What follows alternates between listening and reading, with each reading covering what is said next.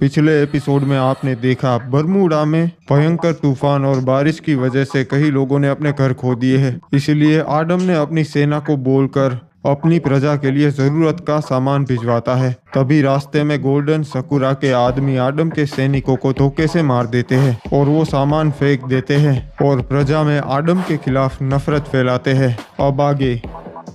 महाराज, आपने जो काम दिया था वो हमने कर दिया है। अब आगे क्या करना है बताइए। ओए शाबाश, आगे क्या करना है वो मैं सोच रहा हूँ। जो भी करना है बस हमें बताइए। क्या हम राह देखने वाले हैं? नहीं ओए, हमारे पास समय नहीं है राह देखने का। हमें कुछ ना कुछ करना ही होगा।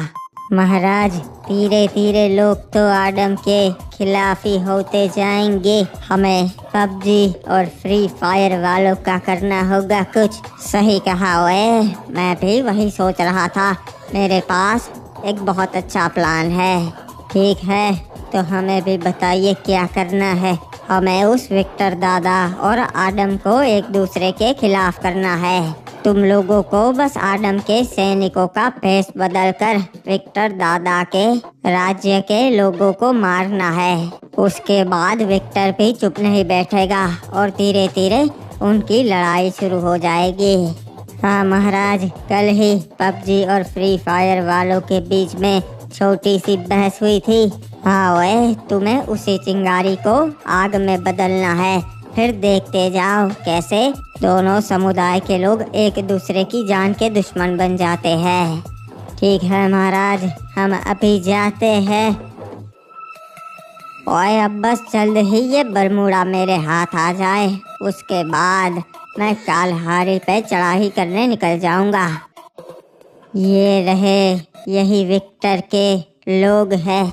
और ये तो केप टाउन के आम लोग हैं, ये विक्टर के सैनिक नहीं है।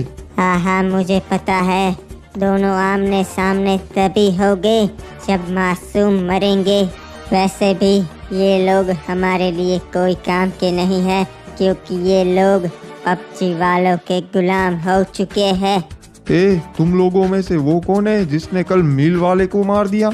हाँ, कल फोर्ड की और उसकी बहस हो गई थी। अरे मैं उसे मारना नहीं चाहता था, पर वो गुस्से में सब हो गया। तुम में से कोई जिंदा रहने के लायक नहीं, सबको खत्म कर दो।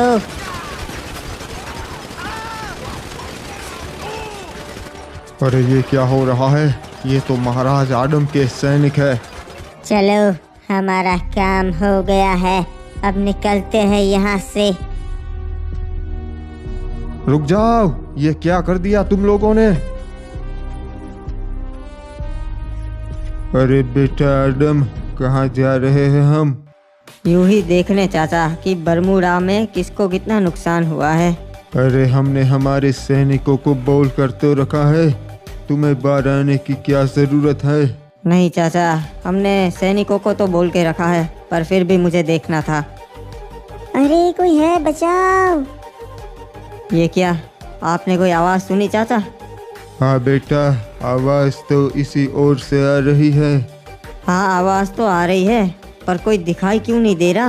अरे मैं यहाँ अंदर फंसी हूँ, कोई है? अंदर कोई फंसा है चाचा, हमें उसे निकालना होगा। ये घर तो पूरा ढक चुका है बर्फ से। अरे बेटा चिंता मत कर, मैं हूँ ना, अभी इन पेड़ों को उछाल के दूर कर देता हूँ। चलो अच्छा है, मुझे बचा लिया। अरे महाराज आडम, आप? तुम यहाँ पर कैसे फंस गई थी? कुछ नहीं, मैं रात को यहाँ सो रही थी और सुबह जब आँख खुली तब चारों ओर बर्फ थी। ठीक है बेटा, जाओ अंदर चली जाओ अपने घर में, अब तुम सुरक्षित हो।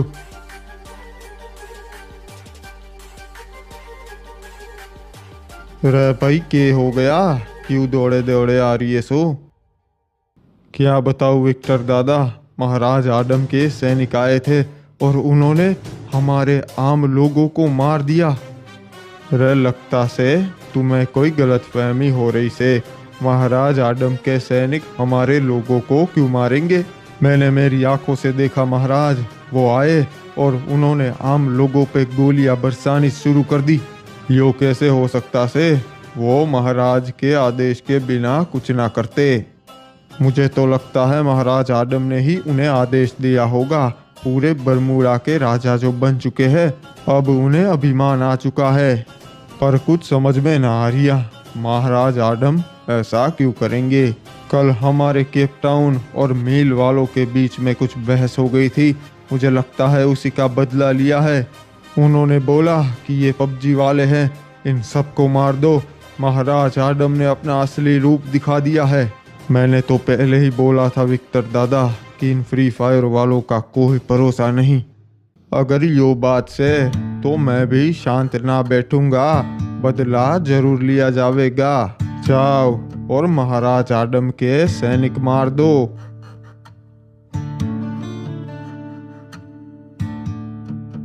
मुझे तो शक हो रहा है। तुम्हें लगता है कि ये गोल्डन सकुरा पे भरोसा किया जा सकता है? भरोसा तो किया जा सकता है, क्योंकि हम दोनों का लक्ष्य एक ही है। वो बरमूडा पे राज करना चाहता है और मैं आडम को मारना चाहता हूँ। कहीं वो बरमूडा का राजा बनने के बाद हमारे खिलाफ ना हो जाए, मुझे तो डर है। वो हमारे खिलाफ कभी नहीं हो सकता, क्योंकि उसे भी हमारी जरूरत है और हम उसके वफादार बन के रहेंगे। बरमूडा में राज वो कर रहा होगा और चल हमारी रही होगी। ये बात मुद्दे के कहे, अब बस उसके प्लान के मुताबिक सब कुछ हो रहा है। आखिर क्या प्लान बना रहा है वो, और उसने क्या किया? आडम ने अपने लोगों के साथ मदद भेजी थी और उसके सैनिकों ने सब छीनकर पानी में डाल दिया और लोगों को कुछ ना मिला। मतलब लोगों में आडम के खिलाफ नफरत फैला रहा है वो। और क्या किया उसने?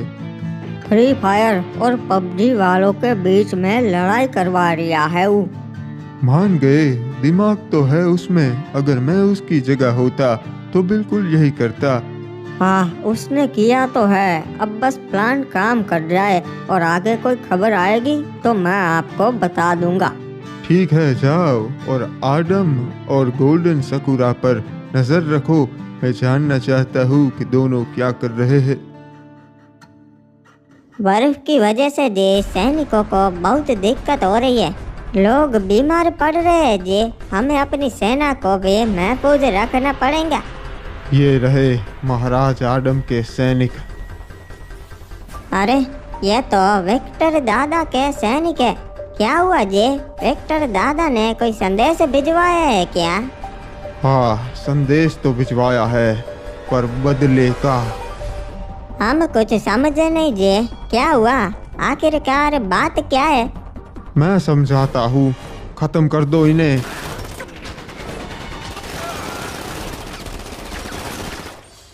हमारा काम हो गया, चलो अब यहाँ से निकलते हैं जल्दी।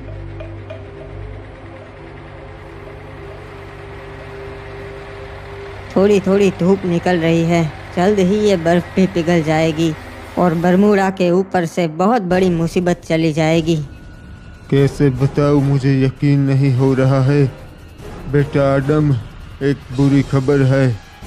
जी बताइए चाचा, क्या हुआ है? हमारे सैनिकों को मार दिया गया है, और मारने वाले और कोई नहीं, विक्टर दादा के सैनिक थे। लगता है आपसे कोई गलती हो रही है चाचा, ये नहीं हो सकता।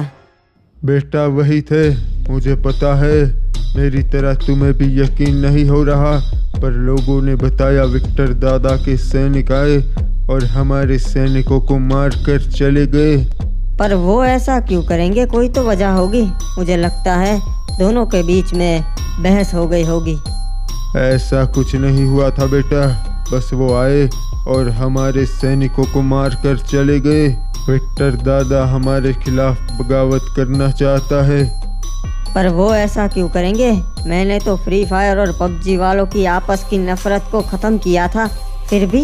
हाँ बेटा, मुझे लगता है उन्हें पसंद नहीं आया कि तुम पूरे बरमूडा के राजा बन चुके हो। अगर ऐसी बात है तो हमें अभी विक्टर दादा से मिलने जाना होगा। चलिए।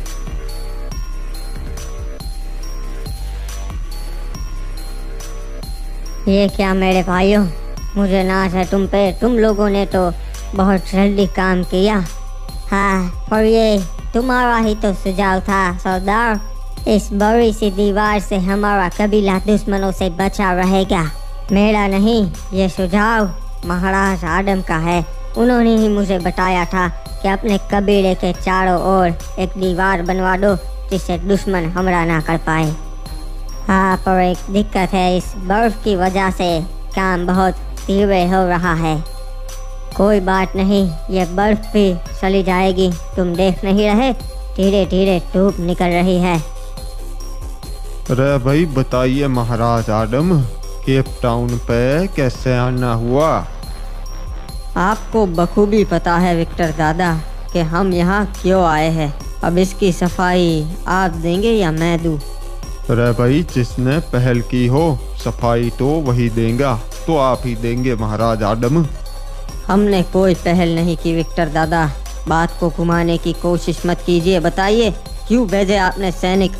तो क्या हम पे अत्याचार हो और हम सहते रहेंगे? हाँ महाराज आदम, आप भी बदल गए से।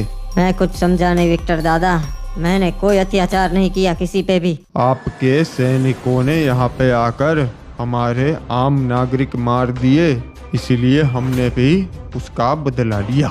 आपको कोई गलतफहमी हो रही है। मेरे सैनिक केप टाउन पर आए ही नहीं और ना मैंने उन्हें कोई आदेश दिया है। रे भाई आपके ही सैनिक थे हूबहू, और एक नहीं 4 सैनिक थे भाई। देखिए विक्टर दादा, इसमें मेरा कोई हाथ नहीं और मुझे लगता है कि मिल वाला मारा गया, इसीलिए सैनिकों ने उल्लंघन किया। गुस्से में उन्होंने ये सब किया। तो के हो गया उल्लंघन किया तो माना आपका हाथ ना से, पर लोग तो मारे मरे से ना। देखिए सैनिक तो मेरे भी मरे हैं, पर मुझे लगता है इस बात को आगे खींचना नहीं चाहिए। अगर एक बार फिर से पहले जैसी लड़ाई शुरू हो गई तो इसे रोकना नामुमकिन होगा। हाँ, और इसमें बहुत सारे मासूम मारे जाएंगे। महाराज आदम आपकी बात तो सही से, पर आपको जिम्मेदारी लेनी होगी कि आगे ऐसा कुछ ना हो। ठीक है, मैं जिम्मेदारी लेता हूँ कि आगे ऐसा कुछ नहीं होगा और दोनों के बीच में शांति कायम रहेगी।